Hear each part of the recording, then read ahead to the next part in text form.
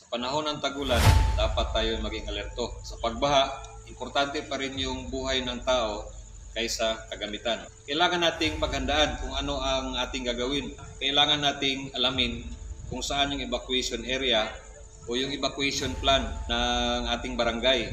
Sumali tayo sa mga flood preparedness drill na inorganisa ng ating Local Disaster Risk Reduction Management Office. Bumili na tayo ng mga personal flotation device o PFD katulad nito, no? Lalo na sa mga bata. At malaking plastic bag. Pwede yung mga importanteng gamit natin na ipasok at protektahan sa tubig. Lalo na sa mga lugar na identified na flood prone areas. So malakas man o hindi ang ulan, kailangan nating maghanda. Una, alamin ang kalagayan ng panahon, no, sa telebisyon, sa radyo, sa social media o sa internet. Pangalawa, ihanda ang bahay, no?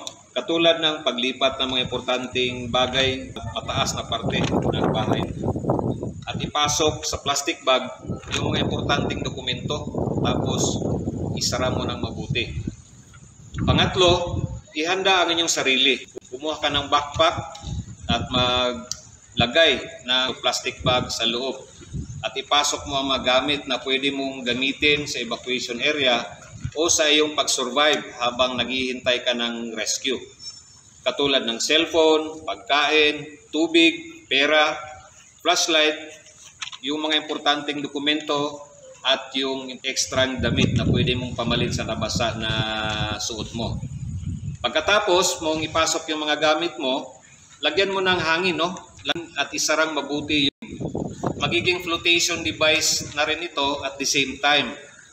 So, pang-apat, pag mayroong utos, no, na lumikas tayo sa ating lugar, so ito yung tinatawag na preemptive evacuation. Sundin natin yung mga mandato o yung mga sinasabi ng ating mga local authorities na mag-evacuate tayo. Kasi para rin yan sa pagprotekta sa buhay natin at saka yung sa mga buhay ng mga rescuer.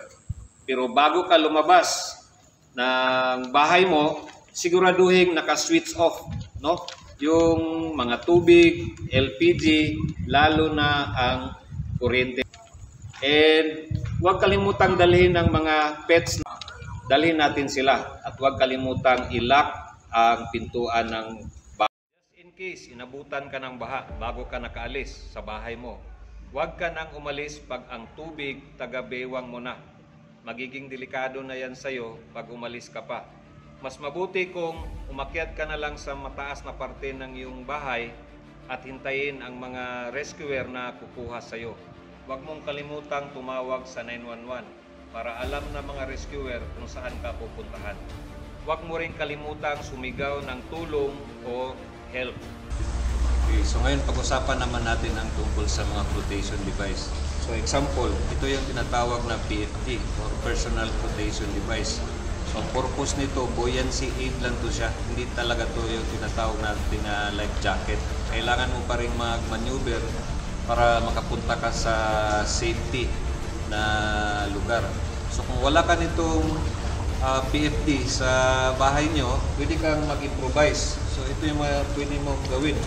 So meron kang backpack, tapos yung mga personal na mga gamit mo na kailangan mong secure, ilagay mo dito. Pero bago mo siya ilagay dito sa loob, maglalagay ka muna ng malaking plastic bag bago yung mga gamit mo. Tapos lagyan mo siya ng hangin, tapos isasara mo siya. Tapos isi-zipper. Tapos ito na yung magiging ano mo, yung personal flotation device mo. Just in case na papunta ka pa lang doon sa evacuation area, tapos inabot ka ng malaking tubig, tumaas na yung tubig. So ito yung mga isa sa mga pwede natin gawin, personal flotation device. So aside from this, pwede rin tayong gumamit ng mga empty, no, na water containers. Secure mo siya ng tali para pwede mong gawing na flotation device na rin, no? Pwede mo siyang ilagay sa ano mo, sa braso mo, or pwede mo siyang hawakan, no?